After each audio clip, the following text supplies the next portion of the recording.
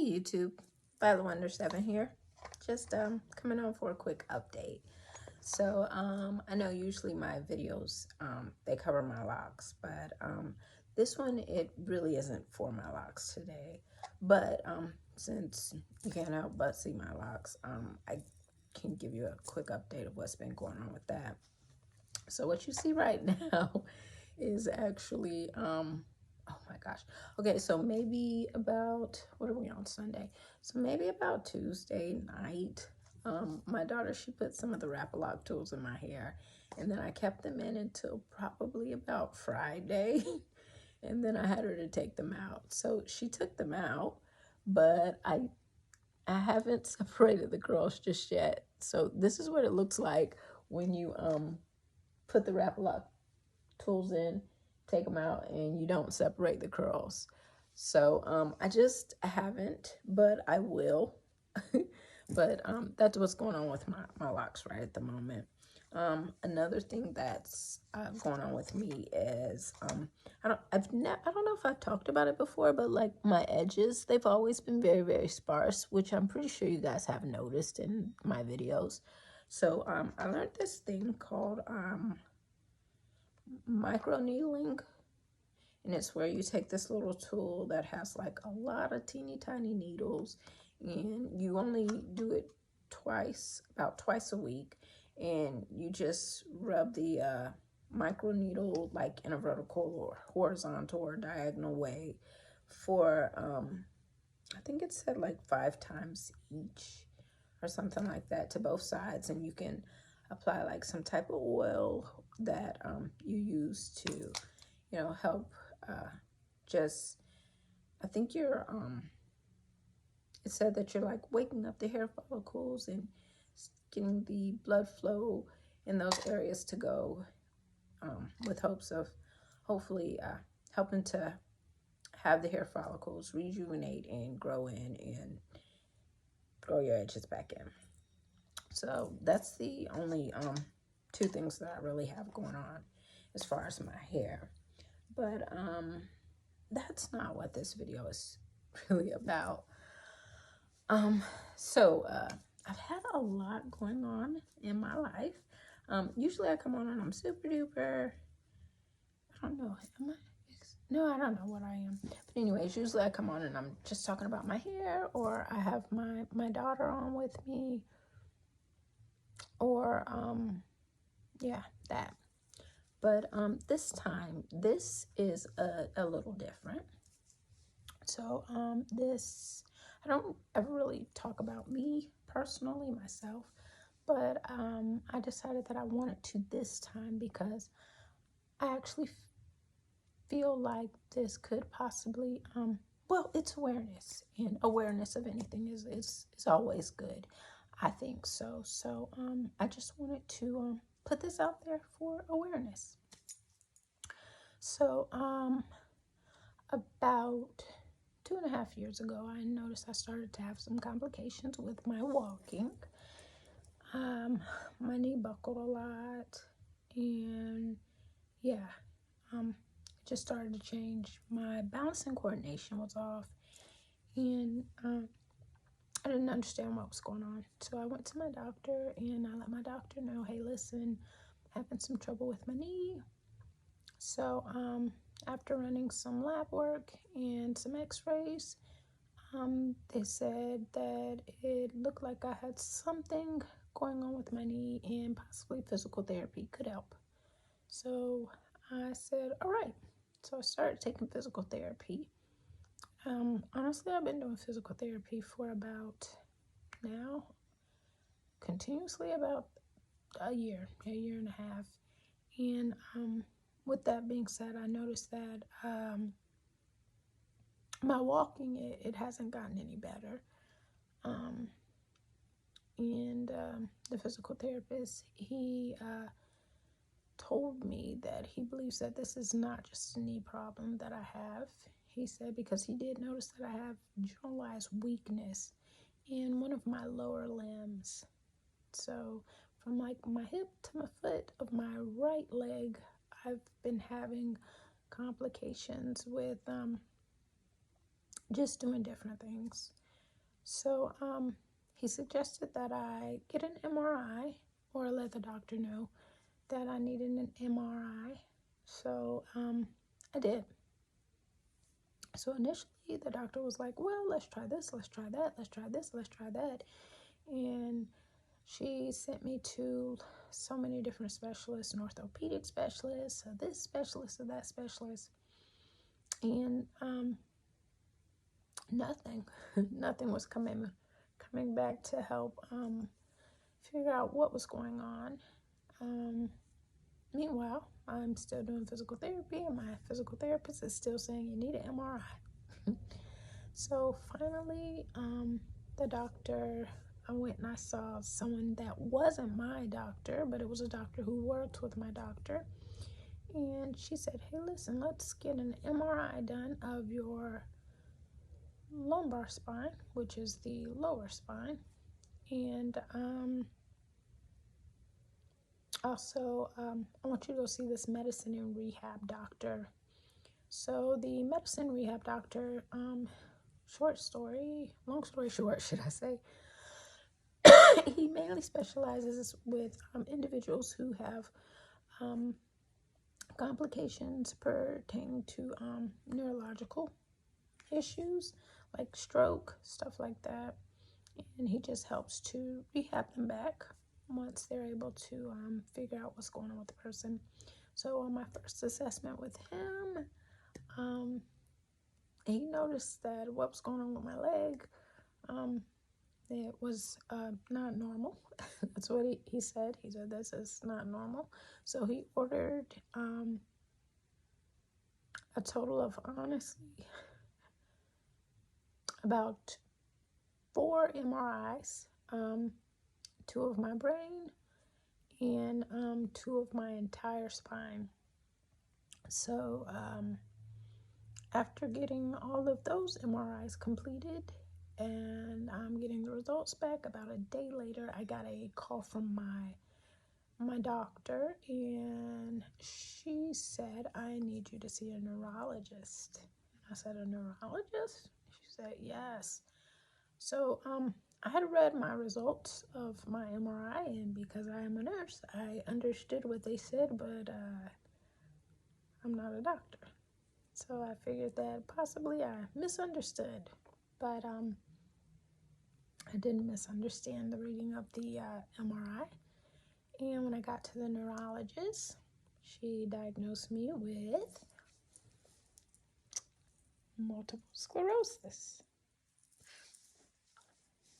So, for anybody who doesn't know what multiple sclerosis is, let me give you a brief description. Sorry, I'm just looking at my other phone. It's my work phone. So, multiple sclerosis is a disease in which the immune system eats away at the protective covering of the nerves. That protective covering, it's called myelin, and it runs all the way down your spine.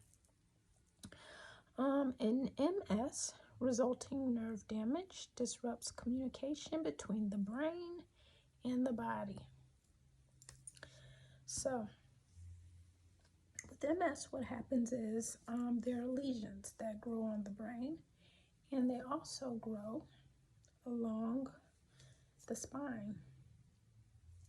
So with that being said, when that takes place, the communication between the brain and the rest of the body is completely disrupted.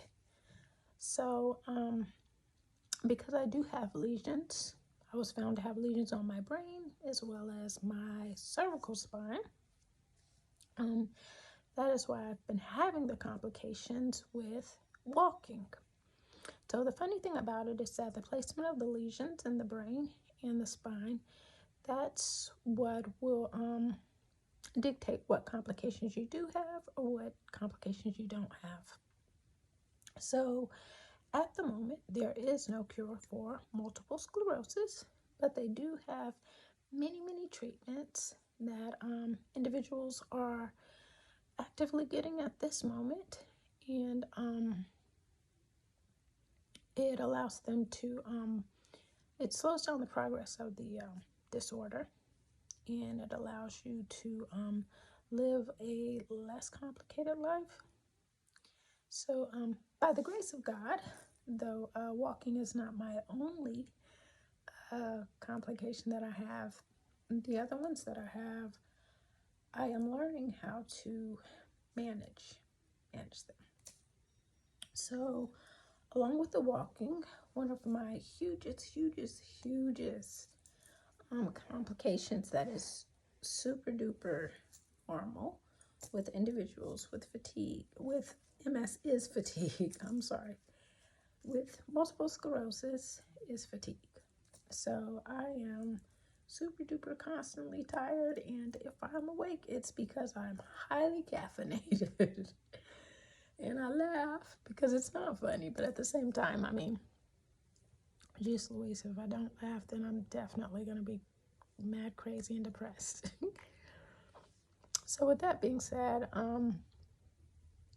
fatigue is something that I struggle with so much. Throughout the day, I'm super duper tired all the time. And the smallest of things, they will definitely tire me out to the point to where I just want to take a nap. But I am learning how to definitely prioritize my day so that I am able to get things done without always wanting to take a nap. Another complication that I have is I have super duper complications with memory, as well as concentration and focus. And like I said, different parts of the brain. I don't know if everybody knows it, but I'm pretty sure you do because they teach us that in, was it high school science? Biology? High school biology. They teach you the different parts of the brain and what each part does and what they're responsible for doing when it comes to the body. So, because my lesions are located where they are, that's why I do have the complications that I do have.